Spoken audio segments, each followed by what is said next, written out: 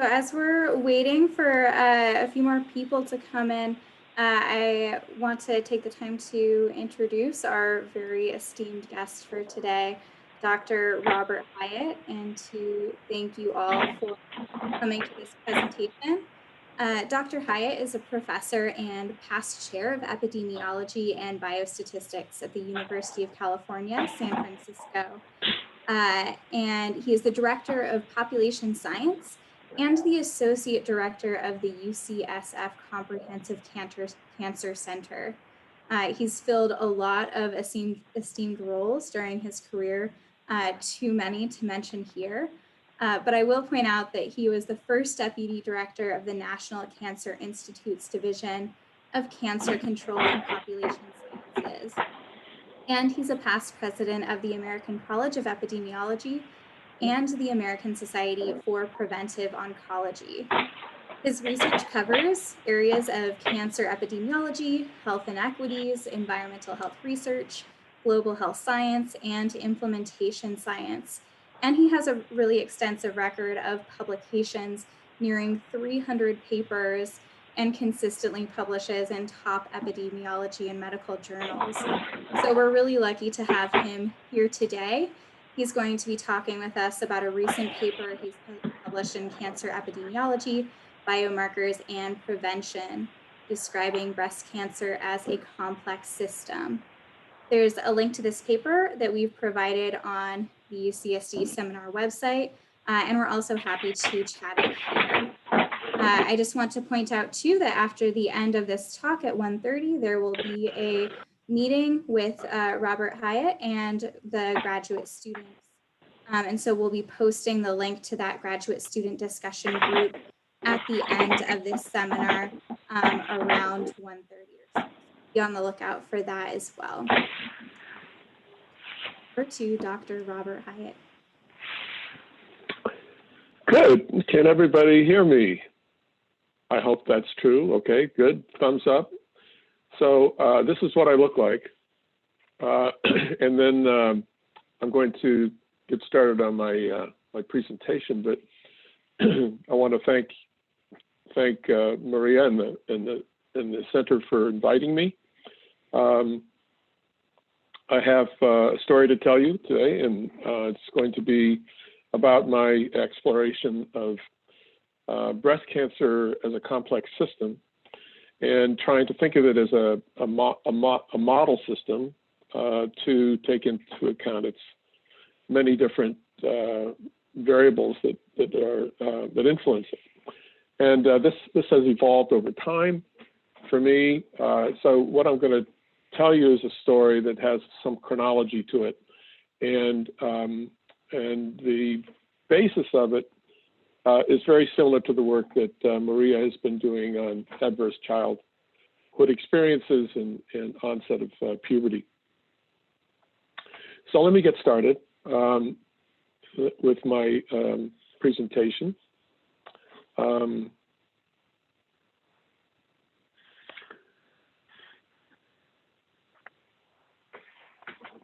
So you should all see the title slide. You just need to share your screen. Hmm? Are you on screen share? Okay. Hold on.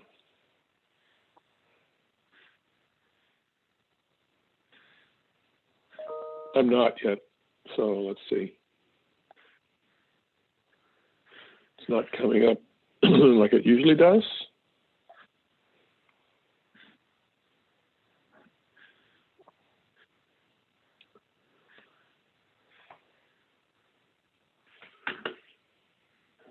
Sorry.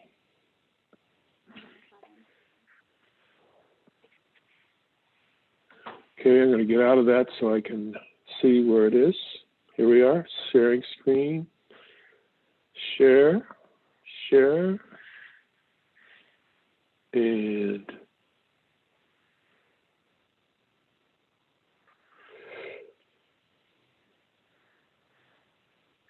okay, now can you see that part at least? Yep. Okay. And now I'm swapping screens so you see that. Perfect. Okay, good. So, yeah, I've spent a lot of time thinking about breast cancer and done a lot of etiologic studies, fairly traditional epidemiologic work, a lot of interventions in communities, concerns about inequities, and interest in what has now become the social determinants of health. So I think the work that I've done has sort of followed the some major directions in biomedical research, some major themes. One of them is the move toward more large-scale biomedical research, so exploring future strategies and more opportunities for collaboration. The old days when there was a single researcher doing work in an isolated way seem to have passed, and we're now working in teams more and following collaborative designs that take into account more disciplines. And more funders are interested in making these investments, including the National Institutes of Health. And I've always been interested in how this provides an opportunity for transdisciplinary research, which I will get into a bit, and also for complex systems analysis as a new method. Here's one of this is a slide I borrowed from somebody, and I don't know who it was anymore, so I apologize if anybody in the audience knows where that came from, but it illustrates an important point for us and for me. A lot of what goes on in my institute, and I'm sure yours, is related to the various omes, the genome and to the metabolome. But I think we also need to be interested in how factors from outside the skin do affect this biology. So how do factors like neighborhood existence and workplace and diet get into the biology of the individual and cause disease? So the way to think about this is determinants of health, and there are several aspects of this that you're probably all familiar with as demographers and ecologists. But health and disease are products of influences at multiple levels of biologic organization. They can be from the molecular and cellular level, where you're looking at genes and proteins and metabolic pathways. They can be behavioral, so you're looking at diet and exercise and screening behaviors, perhaps. They can be from the environment, a chemical built environment, the neighborhood, things that are characteristic of where we live. And they can also be from the social and cultural environment, where we're considering things like wealth and racism and social class, health policy, and access to care. So how do you put this all together when you realize that all of these factors are important? So there's a number of different conceptual models that are out there, many, as a matter of fact. But here, I have a couple here, about 4 that I want to show you. This one is from a colleague of mine, George Kaplan, who was at the University of Michigan, is now retired, but he looked at the social ecologic model in this way. So he showed in this colorful framework the individual at the bottom left hand being influenced by pathophysiologic pathways and genetics and constitutional factors and risk factors. But then going past what we usually do in epidemiology to look at social relations, living conditions, neighborhoods and communities, institutions and social and economic policies, all around the life course of the environment. So this is an effective way of thinking about the social ecologic relationships. And again, probably familiar with you all as ecologists, or those of you that are ecologists. This is another model or or framework that I had something to do with when I was at the National Cancer Institute. It came out of the Centers for Population Health and Health Disparity, and it sort of stacked up the levels of influence from biologic and genetic pathways on the bottom all the way to social conditions on the top, and identified them as distal or proximal, and talked about fundamental causes, which are not the biology, but rather the background causes that were first identified by Link and Phelan back in '95 as, money, prestige, power, social connections, knowledge, those kinds of things which characterize the social environment, and the lack of which can be fundamental in causing disease, all down this ladder or stack of influences. And here they're leading to disparities in health outcomes, but basically health outcomes in particular at the fundamental level, social and physical causes, individual risk factors, and biology. So again, multiple levels of influence. And this is Tom Frieden's way of discussing this when he was the leader director of the CDC, Centers for Disease Control and Prevention. And so even though the CDC deals a lot with immediate causes of infection, like COVID these days, he points out that socioeconomic factors are the basis for a lot of the impact on health when you think about populations. And the effort one needs to put into change at the individual level is much closer to the top of the pyramid. So this puts activities or applications in perspective, from the CDC's viewpoint. And then for cancer, this is something I developed when I was at the Cancer Institute that I'll walk you through. So it takes advantage of the understanding we have in cancer about the cancer continuum, which, if you look at the purple row at the bottom, goes from pre-disease, where somebody's asymptomatic, where they don't have any sign of cancer, to a preclinical phase where the cancer may be present, but the individual is still asymptomatic. This is when screening can be done, to the incidence and diagnosis of the cancer, then to the morbid conditions that result from the cancer and survivorship, and then to death for those that succumb to their cancer. This is the cancer continuum. And the cancer continuum offers places for intervention all along the way. So when the person is still pre-disease, it's when prevention, so tobacco cessation, vaccination, healthy lifestyle can be implemented. And then in the preclinical to incidence phase is when early diagnosis and screening can take place.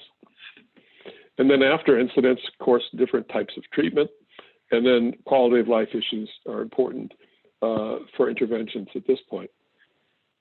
And so this continuum, which is very familiar to those of us that work in the cancer control area, cancer area, can be influenced by these multiple levels.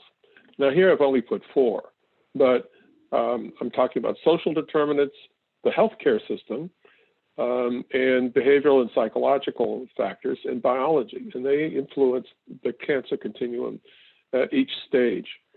The reason why I put healthcare system starting at incidence is because, with some exceptions, the healthcare system is not influencing activities of asymptomatic individuals or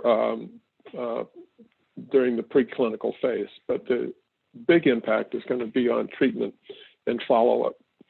There are exceptions to this, of course. And up there you have group health, now part of Kaiser Permanente, which does try to work in this preclinical phase. So this is sometimes called the cells to society approach to the determinants of health. And it really invites inquiry across multiple disciplines. So lots of different perspectives on how you study these things can be engaged in. And this is where I like to talk about transdisciplinary approaches. So multidisciplinary type of research is when researchers in different disciplines work together, but really independently or sequentially on a common problem. Interdisciplinary research is when, again, a group of individuals from different disciplines work jointly from their perspectives on a common problem, but still they're independent within their discipline. Transdisciplinary research is when they're working jointly using a shared conceptual model that draws together these discipline-specific theories, and it generates new concepts, methods, measures, and sometimes new approaches to a problem that wouldn't have been thought of if it were just the individual discipline itself. So when I was at the Cancer Institute, we did a lot of funding of large-scale research that was transdisciplinary in tobacco and in health disparities, in communications, in food, and exercise. And I've sort of followed that theme in my work ever since.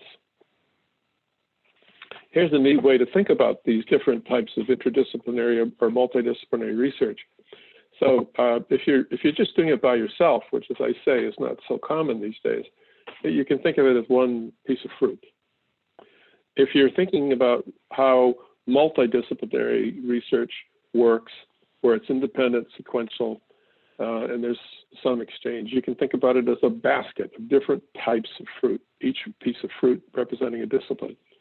If it's interdisciplinary, it's a little more mixed up.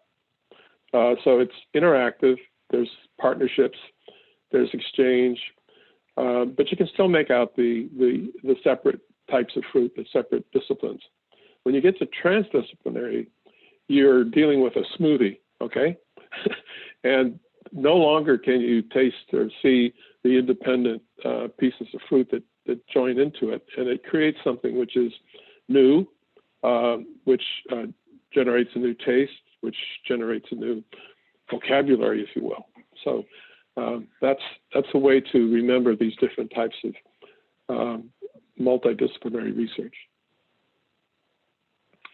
Now, this type of research does require the statement of a common problem that everybody can get their teeth into, and the development of a conceptual model that engages everybody in this common problem. And I've been tackling this kind of conceptual model in a number of different ways over time. So the hallmarks of this kind of research are that it can generate new hypotheses.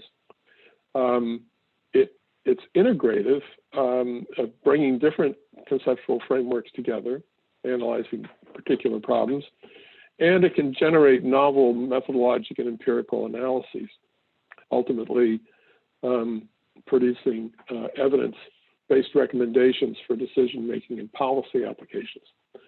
And this work on transdisciplinary research comes from a guy named Dan Stokels at University of California, Irvine, in the social ecology department, which might be familiar to some of you, and has now been carried on by Kara Hall and others at the NCI. So here's some examples of epidemiologic data in a complex conceptual framework with this idea of transdisciplinarity in mind. I'm going to take the example of puberty as my point of departure here. So the study of puberty, which Maria Weil has been doing up there at the UW, includes understanding the genetic influence from estrogen synthesis and metabolism, different germline mutations. It includes the stem cells, environmental toxicants, going up another level to the tissue and organ, endogenous hormones and endocrine disruptors, another level up on diet, physical activity, and race and ethnicity, family, and neighborhood and society and policies. All these things are influencing in some way the pubertal onset and pubertal development. And again, it's a multi-level transdisciplinary approach that it invites. So I did some work for a decade or so on something called the Breast Cancer and Environment Research Consortium, or program. So that was BCIRC or BCIRP. And as part of that, I was the head of the coordinating center and took on the charge of thinking about what we were doing as a transdisciplinary undertaking, and wanted to develop a model that would show how these things interacted. And we were interested, of course, in a, well, maybe not of course, but maybe you can understand clearly that it was a life course approach where we started from early in life, and we wanted to see the influences that came into play around the development of puberty. We had multiple levels of analysis, epidemiologists, biologists, sociologists, anthropologists involved. We had different stages of carcinogenesis that we could visualize over time after puberty.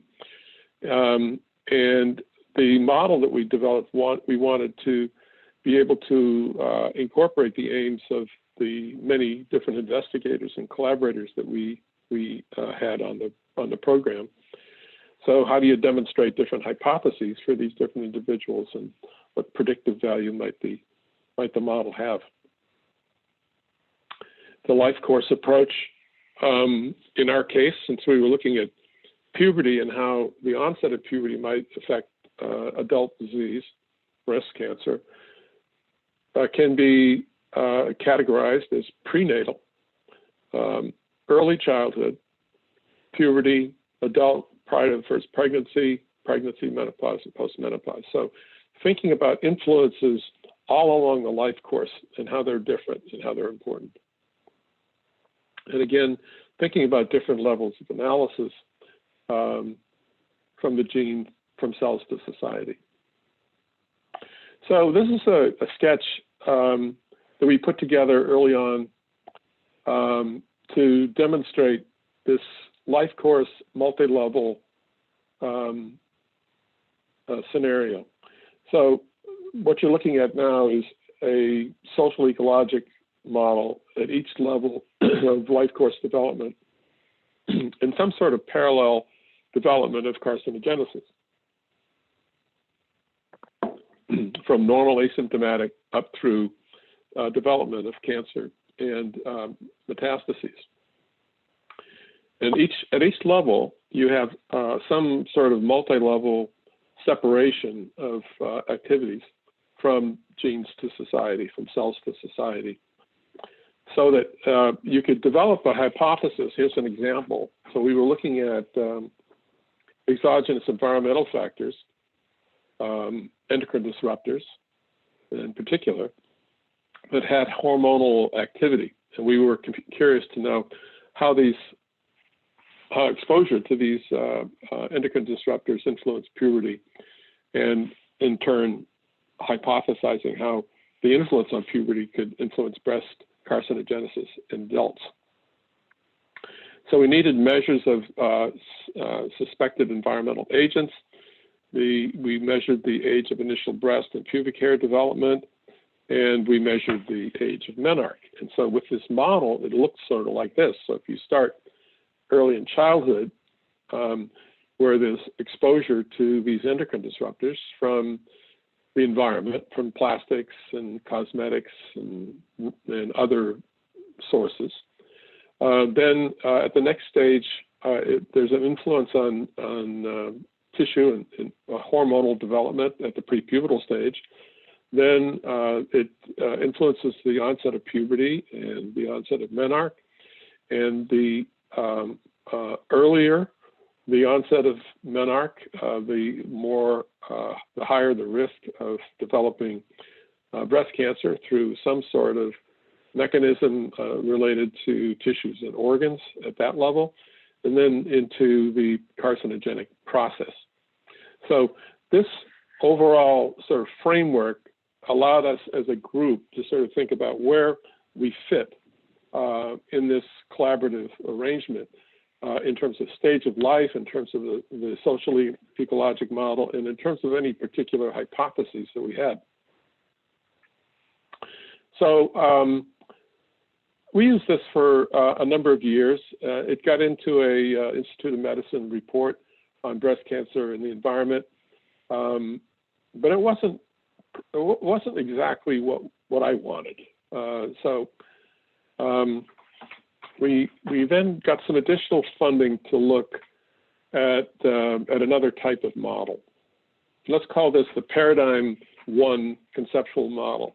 We borrowed Paradigm from Thomas Kuhn and the Structure of Scientific Revolutions because we were thinking that this was a different way to look at causation. Might have been a little presumptuous, but that's what we did. So the Paradigm model tried to incorporate multiple domains, interactions and multiple links between variables within domains.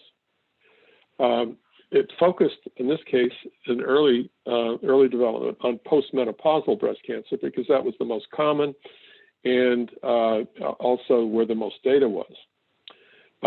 And what we wanted to do was develop an assessment of etiologic factors based on their strength and the quality of evidence.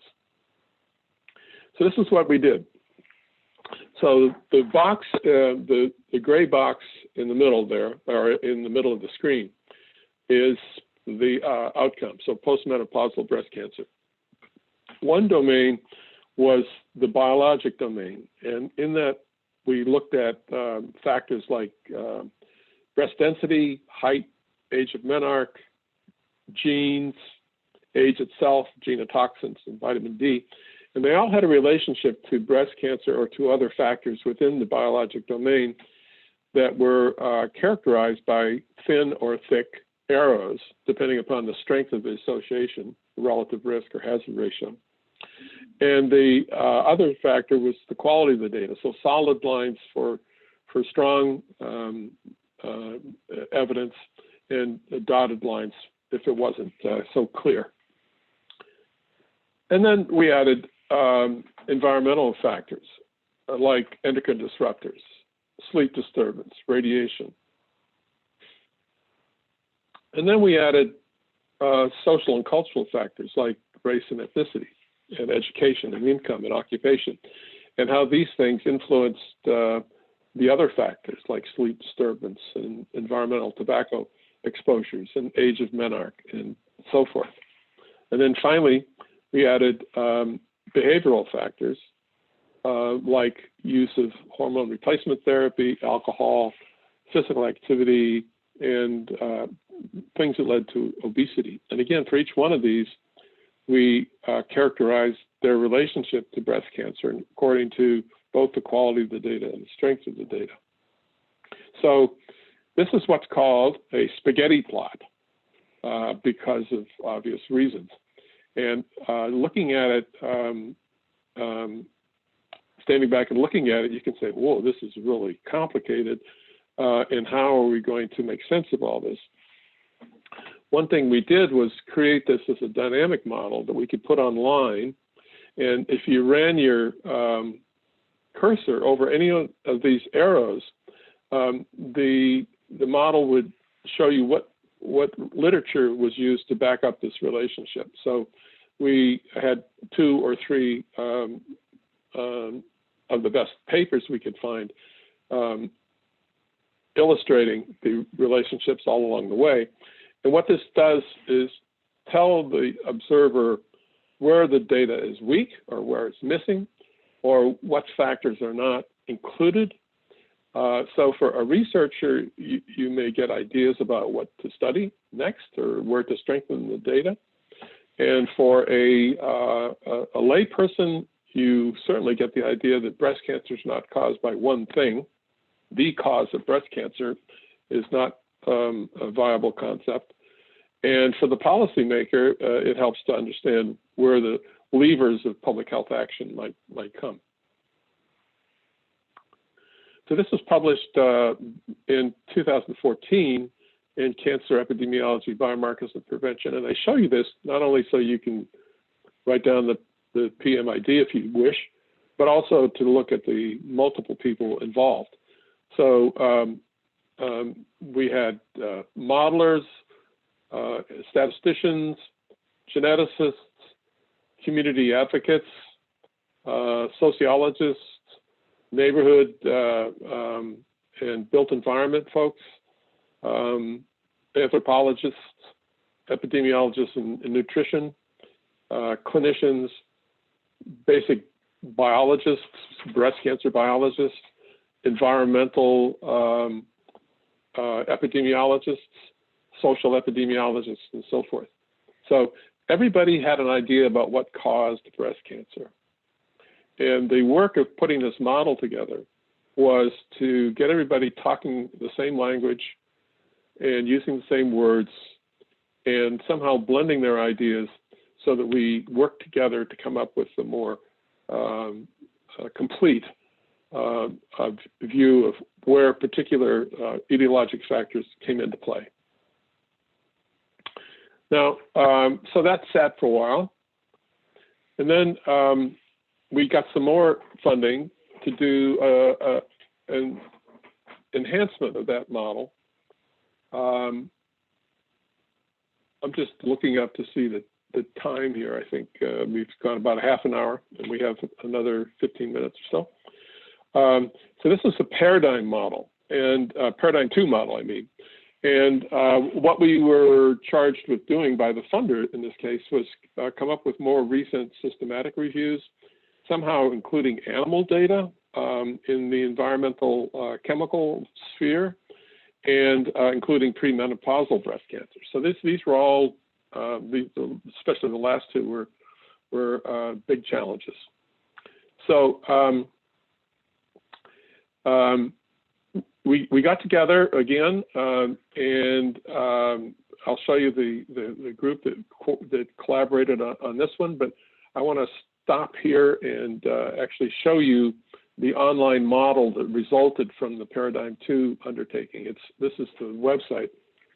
And now let me see if I can call up the online model.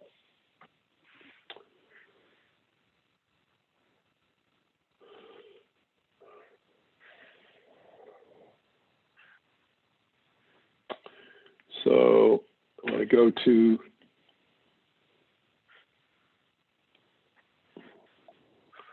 this.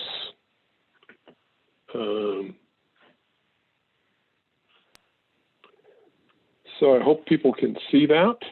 Sorry, real quick, Robert, you may need to go to share screen in Zoom. Oh, yeah. Okay. Okay. Yeah, I stopped sharing screen, so that's not good. So this is what I want.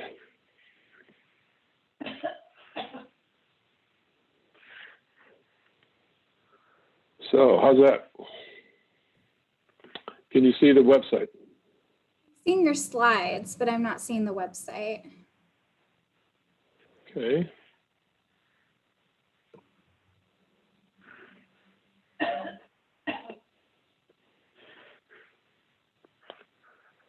So you're not seeing this here. You're not seeing the understanding causes and risk factors for breast cancer. I'm just seeing the Paradigm 2 slide. Okay. So let's see, how do we do that? Excuse me, everybody. I did drop a link to the model in the chat in case folks want to access that. Oh, okay. Maybe that would be the way to go then.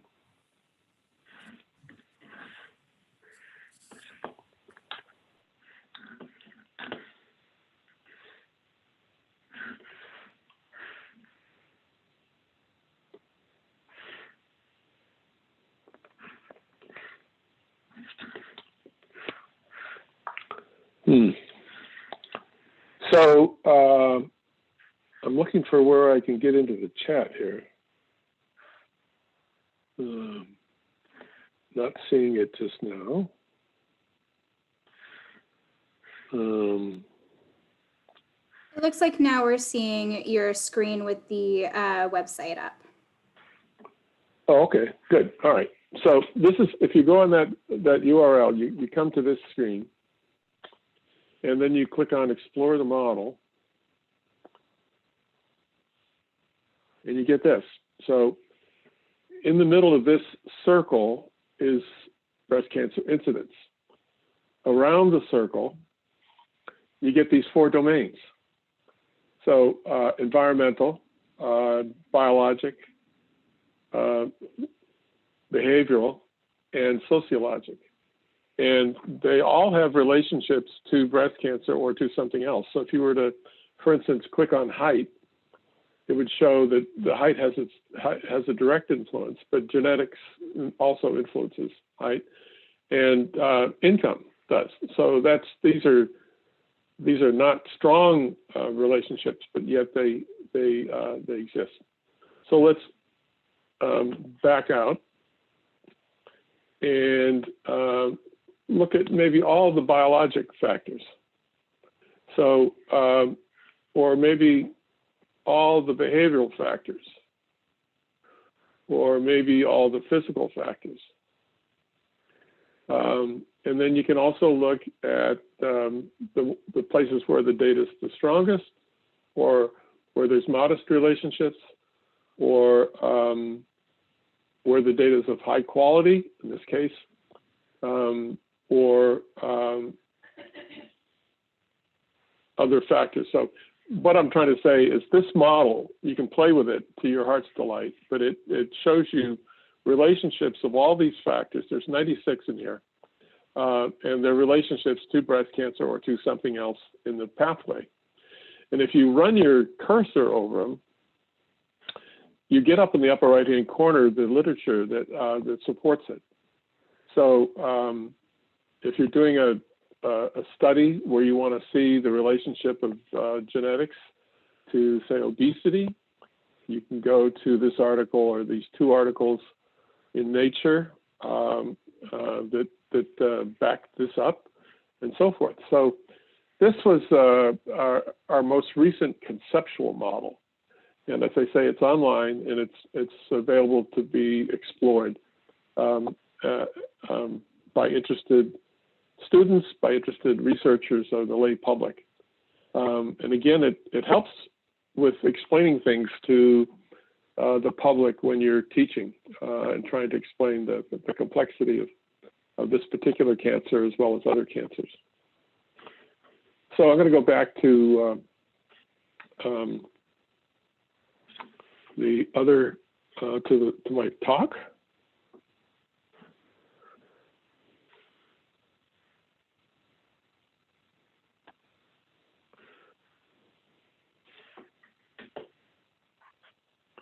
I'm just going to leave this.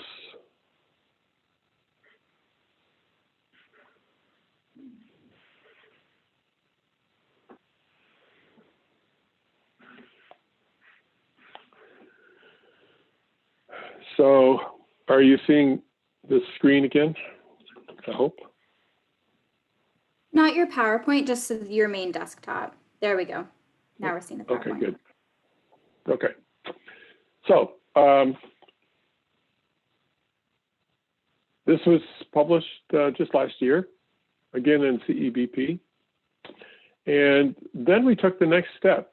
So we said, okay, that's a conceptual relationship. That's what things can look like based on the literature. But what if we tried to put this all together in a mathematical model? And so we chose to approach it through an agent-based model. And the rationale, again, was that we felt that there was a need for understanding breast cancer at a population level for public health decision-making. So this is not for breast cancer patients to think about prognosis or predictive aspects of their disease, but it's more for population studies and to understand gaps in epidemiologic knowledge, and where the public as well as other interested parties can understand the needs for more research. So our target population was all women in the state of California. We selected the year 2008, 2010 rather, around the census of that year. And we had information from the census, from the California Health Interview Survey, from the Cancer Registry, from NHANES, and from the literature, mainly to work on. And again, we took a transdisciplinary approach, and we had expertise from multiple disciplines, from genes to society, epidemiologists, sociologists. And the goal was to explore both the upstream determinants at the population level and pathophysiologic and etiologic factors at the biologic level. This is a complex system. So there's theory out there about complex systems,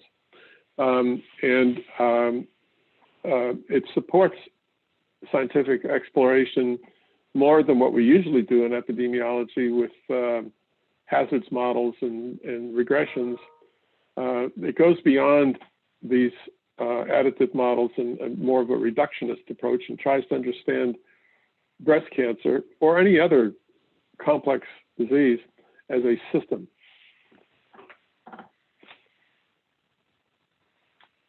So agent-based models are one approach to this mathematically.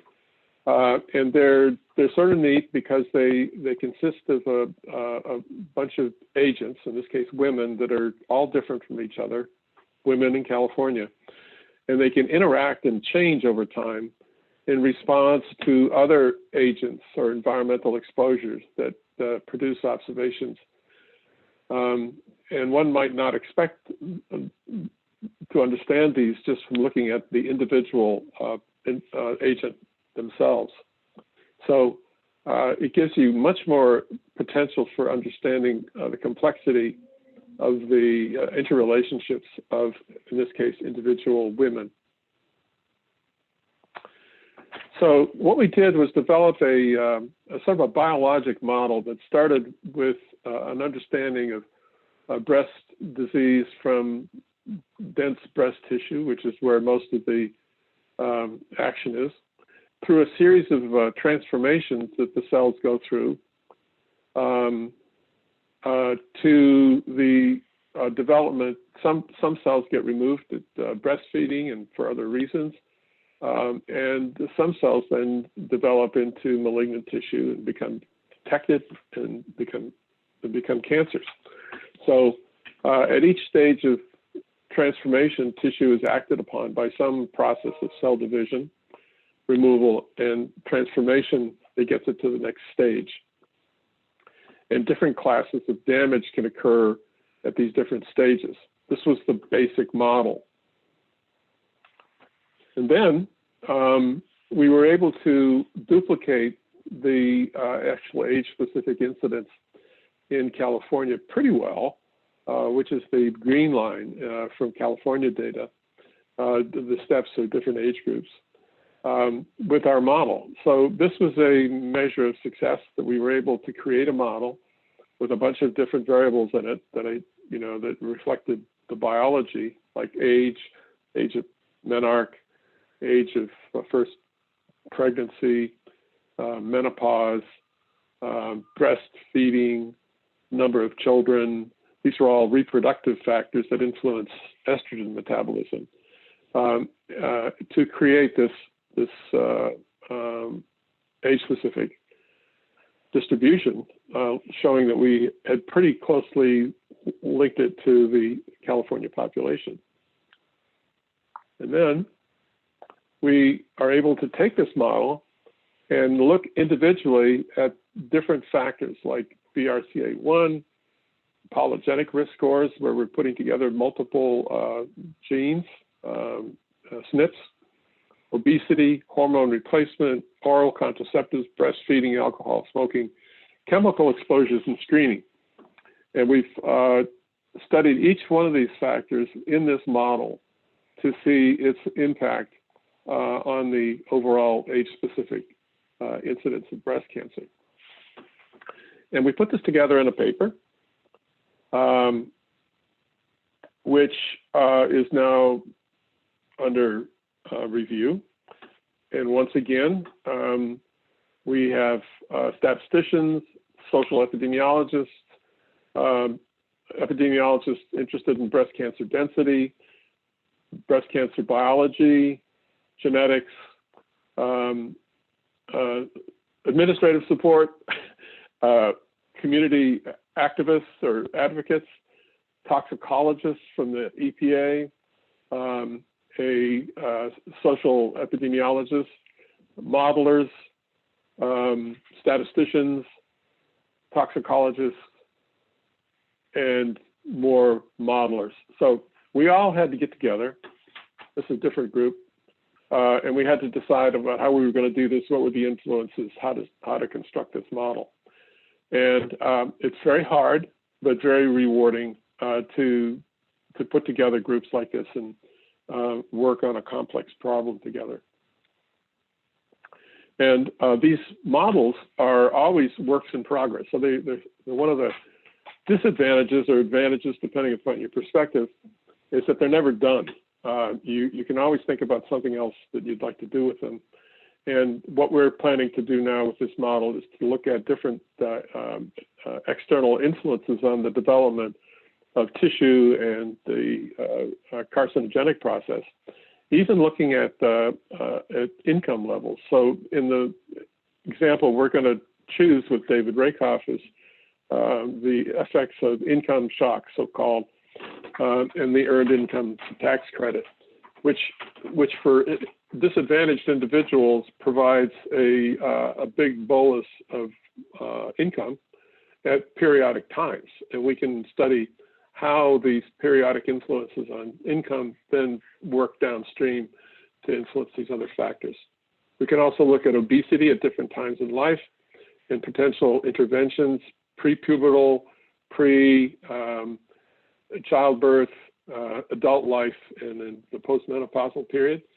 And we can try to look at environmental chemicals that may work in many different ways. And we've incorporated in the model different ways that chemicals can influence the development of breast cancer based on animal studies primarily. And so that remains to be played out as well. So that's going to conclude my talk. I hope you understand what I was trying to get at here, and basically, it's looking at causation as a complex undertaking in the system, and using models to help understand the complexity and where to take your next steps for additional research and additional use of the model. So, Christine, is Maria here now? Maria is, but unfortunately has to be on her phone because of internet problems. But okay, well, I see Maria's face. Hi, Bob. I wasn't sure. So I am so sorry. I cannot believe the timing of missing this. So I was really looking forward to introducing you, and sorry to everyone else. And thanks for everyone jumping in to fix. But I did get on about 1, so it was great to hear most of the talk, and I'll hear the recording.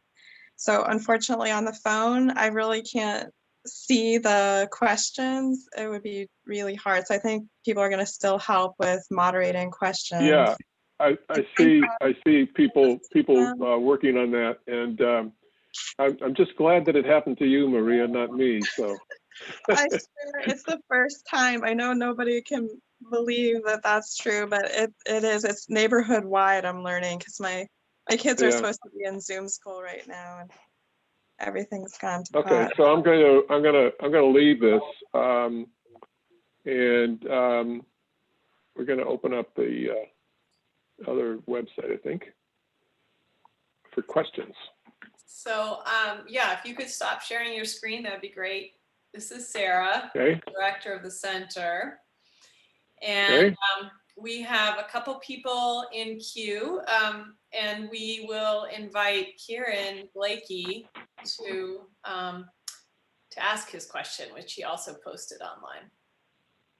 And if Hey, Robert. Thanks for the time. we can't hear you quite.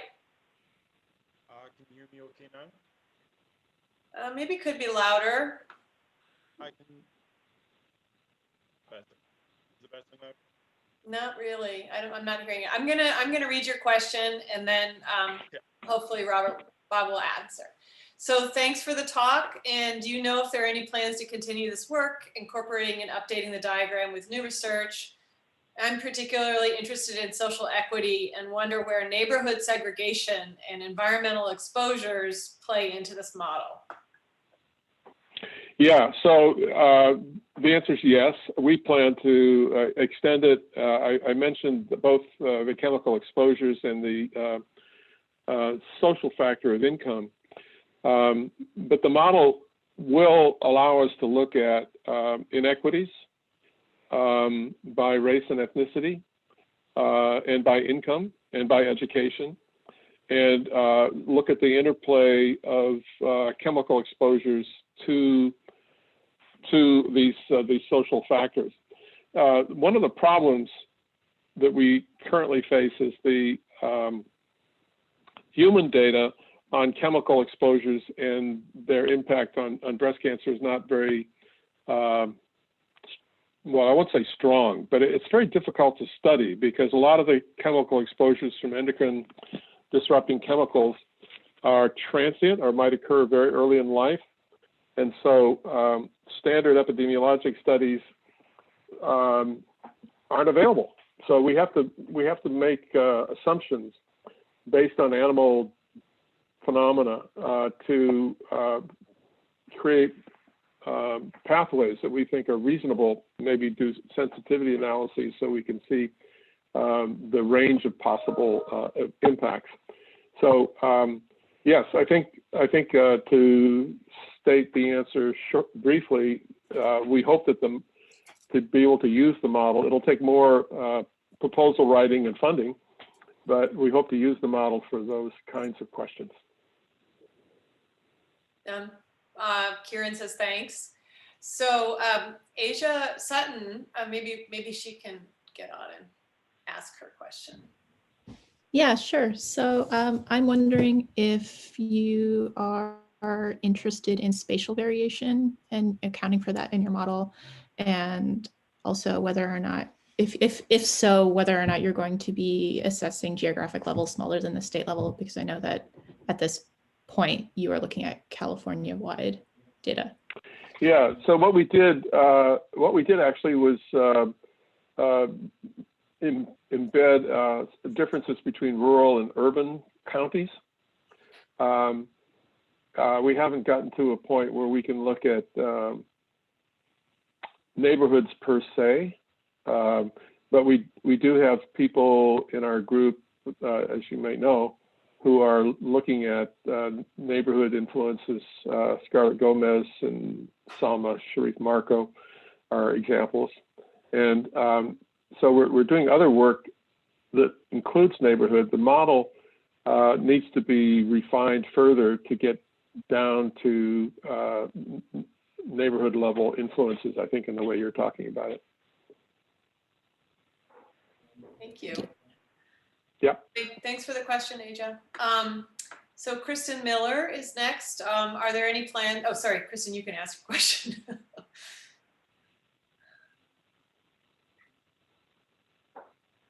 Hello, Kristen. Are you there? Yeah, I think she's not. There she is. Yeah, I was muted. I thought the host could read my question, but I'll go ahead. Are there any plans to make different versions of the model for exposures during different life course phases? Yes, thank you for that question. The model does allow for that. So in the first model, actually the model that's on this online, you can actually look. I think it's set up that way. You can actually look at the influences that occur prepubertal and at different life stages. So that's a little tricky because some of the influences aren't particular to a life stage, but nevertheless, you can well, what you can do is look at the dynamic model that's online and pick out those things like age of menarche that occur at certain times of life and see what the relationships are. So it tries to incorporate the life course approach, the life course perspective by including things that occur at certain points in the life course. The agent-based model that I just showed you that we most recently worked on is itself a life course development. So it incorporates stages of development up through cancer within the basic mathematical equations. Well, I think. So I guess just to finish the thinking on that, Kristen, if we wanted to look at something that occurred during the time of puberty, for example, we could do that by looking at the influences on that variable within the model. So that's probably how I'd approach it. Okay, I think we have one more question from Dave Grombowski from the School of Public Health. Oh, you want me to ask it? Yeah. Okay. So very nice meeting you and a great talk. This is a very simple question. And I noticed that one variable in your model was latitude. And yeah, could you tell us, what that variable is? It implies where you live on the planet, isn't it? Or is it something else? No, that's to reflect the data that shows that breast cancer is more common at latitudes closer to the equator. This is the work by the Garland brothers and others, and it's probably something to do with vitamin D exposure. Mm-hmm. So it's clearly a environmental factor. So we put it in there and based it on that literature. Thank you. Great. Yeah. Well, I think that brings us almost to a close here. And I know this was great. It was fun to see even the complexity science tools as well as the research results. And I want to remind the students that they have a chance to join in talking with you around this topic more specifically, and maybe some other questions. And the link is in the chat for the trainees to click on and join. And also, I believe you also have that link, Bob. Thanks to Maria for reaching out to you and inviting you to join us. It was great, fun good talk for those of us who care a lot about interdisciplinary, transdisciplinary research. So. Well, as I thank you very much. I appreciate the chance to present this. I've not ever presented the whole story in one talk, so it was good to go through that. And also, even though Maria and I have been emailing for years, I haven't heard her voice for a long time. So well, I'm glad we could facilitate that. Thank you. Yeah. Well, I hope you have. Usually, when we have a visitor, we have a chance to share a meal and go to dinner and have a conversation. So I hope you'll have a chance to visit more with Maria. And well, I remember those days. Someday. All right. Yeah. Well, thank you, Taylor, who will be hosting the session with you. And thank you, Bob, for joining us. And we look forward to reading more about it. I've written down those PMIDs and the website. So good. Okay. Well, that's great. I'm going to click on this website for the students and leave this one. Thank you. Okay. Bye-bye, everybody. Thank you. Have a good weekend. Bye-bye.